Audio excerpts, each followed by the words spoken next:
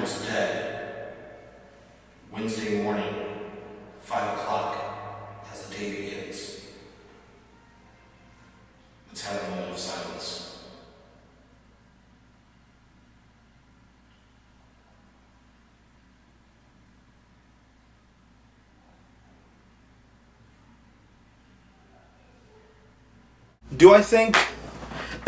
What do I think about this whole thing about Paul is dead and the whole Paul is dead phenomenon? I think it is an interesting phenomenon. John, George, and Ringo did not want to tell the public. So they held auditions for a Paul McCartney lookalike. In Paul's place, they hired an incredibly talented, even better bass player than the real Paul, and even better songwriter and singer. The gentleman was named William Campbell. But the Paul is dead thing, I mean, it was started by a DJ in 1969. Go ahead and look it up on Wikipedia if you want to know the whole story of the Paul is dead phenomenon and when it started. The thing is, it hasn't stopped. Take a look at countless YouTube channels that are out there right now, and you could that are comparing Paul and William Campbell and William Campbell and Paul, and now Fall. There's an interview with Dana Carvey that somebody went and took a tiny clip out of, and he says the word Billy. And I think he was talking about Billy Joel in there as well as Paul McCartney. But they said, oh, he made a mistake. He said Billy. That means he's actually talking about William Campbell. The gentleman was named William Campbell, and he's been posing as Paul McCartney since late 1966. The Beatles decided to place clues on their albums as to this fact. Finally, the charade, they couldn't do it anymore, so they decided to give their fans clues as to the true meaning of what happened. And that Paul has been played by a double all these years. Here are some of those clues. Another moment of silence.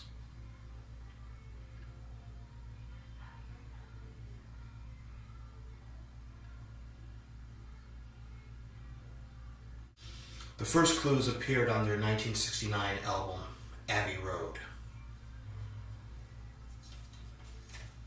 Here, John,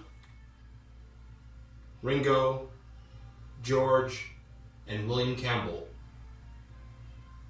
are walking across Abbey Road. If you take a look, they are all walking in step, except for Paul. Paul, as you see here, is not walking in step. Paul is the only one who's barefoot too. George, Ringo, and John are dressed in their respective roles. George is the gravedigger, all dressed in denim. Ringo was the pallbearer.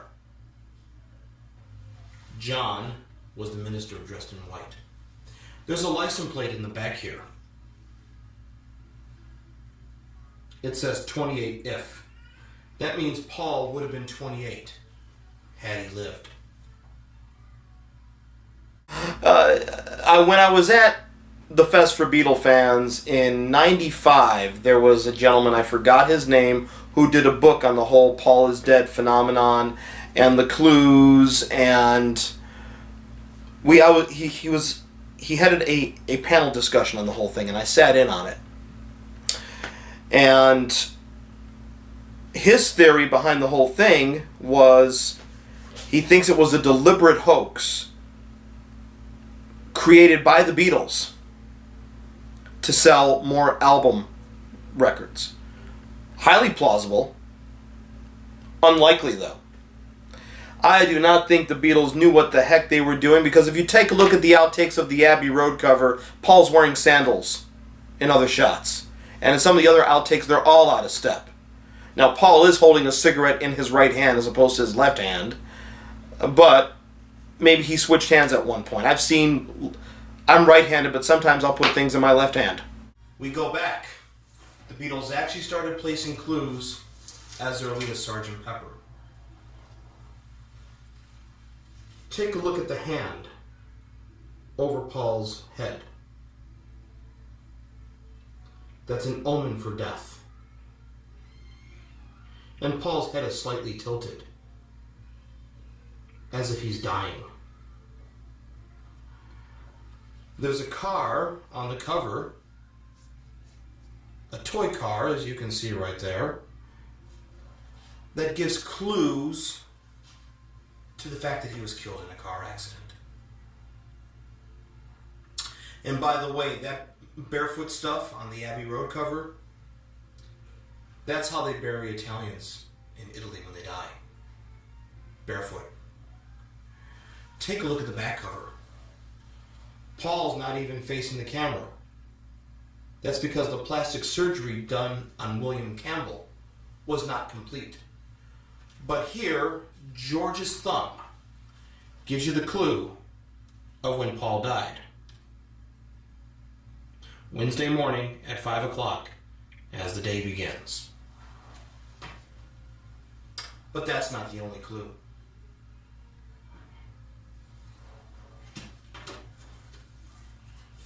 When you open up the gatefold sleeve to Sergeant Pepper,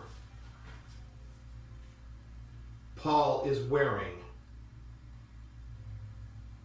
a patch that says OPD on it. That stands for officially pronounced dead.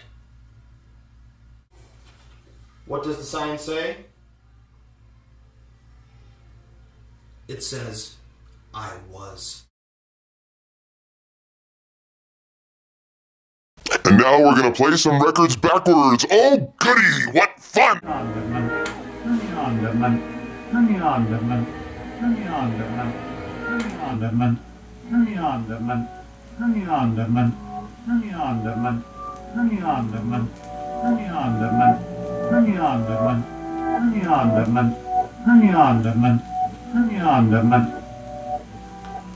Need I say more? And everybody thinks John is saying cranberry sauce at the end of Strawberry Fields, when in fact he's saying, I buried Paul. I mean, to show you how out of hand this actually is, it's not just on the Sgt. Pepper cover, the hand over Paul's head, and the Ontario Police Department patch that he wears. The bass drum, the famous Sgt. Pepper bass drum. The bass drum on Sgt. Pepper.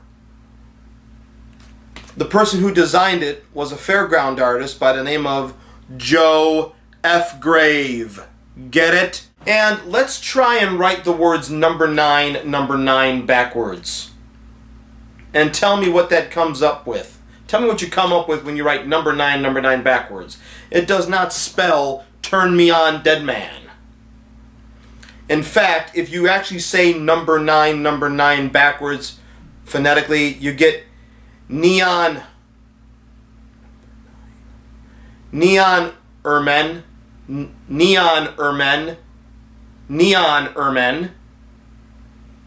Now, to be fair, it always sounded like Leon Durham, so maybe the Beatles were sending a message to the Chicago Cubs that in the future, in 83, 84, they need to sign Leon Durham.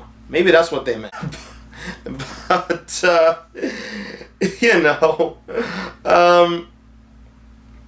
and there's even discussions out there on YouTube of this being a part of the Illuminati.